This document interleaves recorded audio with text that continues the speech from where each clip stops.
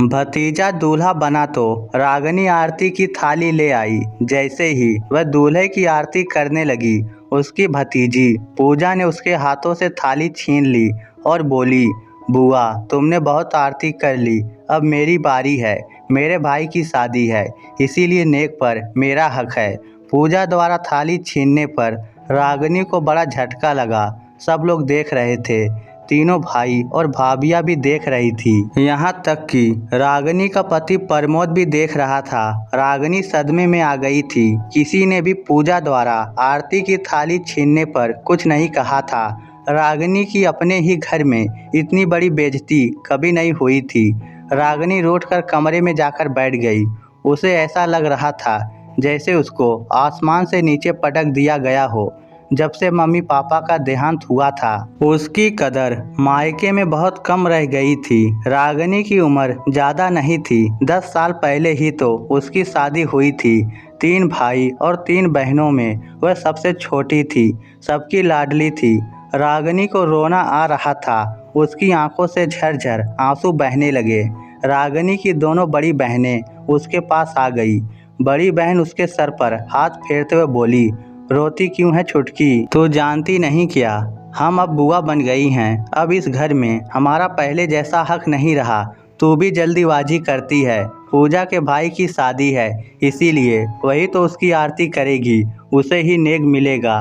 रागनी बोली, दीदी तीनों भाइयों की आरती आप दोनों ने की, क्योंकि तब मैं शादीशुदा नहीं थी। मैंने इस घर में एक भी दूल्हे की आरती नहीं की।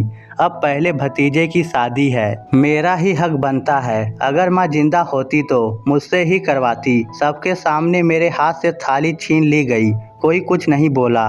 इसका भी बहुत दुख है दीदी। इतना कहकर रागनी बड़ी बहन के गले से चिपक कर रोने लगी।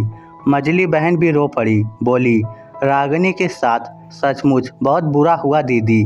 मम्मी पापा के गुजरने के बाद हमारी इस घर में कोई कदर नहीं रह गई है। अब तो शादीशुदा भतीजियों का राज है, इसीलिए मेरे पति शादी में नहीं आए। बोले, फूफा बन गया हूँ, अब ससुराल में कुत्ते जितनी भी कदर नहीं होती। बड़ी बहन दोनों छोटी बहनों को समझाते हुए बोली, इसमें बुरा क्या है? अब भैया और भाभियों को दामाद मिल गए हैं, उन्हीं की कदर होगी। जैसे जैसे रिश्ते पुराने होते जाते हैं, उनकी वैल्यू घटती जाती है। हमारे मम्मी पापा को हम प्यारी थी, इसीलिए वह हमें आगे रखते थे। अब भैया और भाभियों को उनकी बेटियां और दामाद प्यारे हैं, इसीलिए वह उन्हें आगे रखेंगे। रागनी बोली, मैं अब कभी यहाँ नहीं आऊँगी दीदी, रक्षाबंधन पर भी नहीं आऊँगी। मेरे पति ने मेरा अपमान होते हुए देखा है, वह मुझे कभी यहाँ आने भी नहीं देंगे। बड़ी बहन उसके सिर को सहलाते हुए बोली, ऐसा नहीं बोलते बेटा, चाहे प्यार कम हो जाए, हमें रिश्ते निभाने ही होंगे। अगर नहीं आओगी तो तुम्हारी ननद और सास तुम्हें ताने देने लगेंगी। ये रिश्ते हैं, कई बार ना चाहते हुए भी निभाने पड़ते हैं। दोनों छोटी बहनें बड़ी बहन के लिपटते हुए बोली, मम्मी पापा के जाने के बाद तो ये पीहर ये मायका ख़त्म ही हो गया दीदी। बड़ी बहन बोली, दिल छोटा क्यों करती हो बेटा, मैं हूँ ना, जब माँ की याद आए मेरे पास चली आया करो। फिर तीनों बहनें आपस में लिपट कर रोने लगी। फिर भतीजे की शादी की सारे रस्में हुई। तीनों बहनें डरी डरी सी सब कामों से दूर ही रही। दूल्हा दुल्हन को ब्याह कर घर ले आया। सभी मेहमान एक एक करके विदा होने लगे।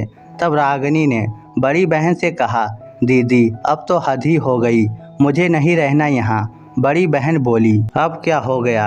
रागनी बोली, दीदी कुछ देर पहले भैया के दामाद और बेटियां काजू बर्फी का नाश्ता कर रहे थे, मगर अब मैं अपने पति के लिए नाश्ता लेने गई तो मिठाई वाले कमरे के ताला लगा है, कोई बता ही नहीं रहा है चाबी किसके पास है।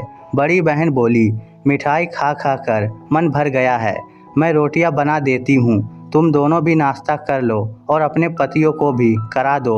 और सुनो, अपने पति और सास ननद के सामने अपने मायके की बुराई कभी मत करना। उसके बाद तीनों बहनें अपने अपने ससुराल लौट गई, मगर अब उनका मायके के प्रति मोह खत्म सा हो गया है।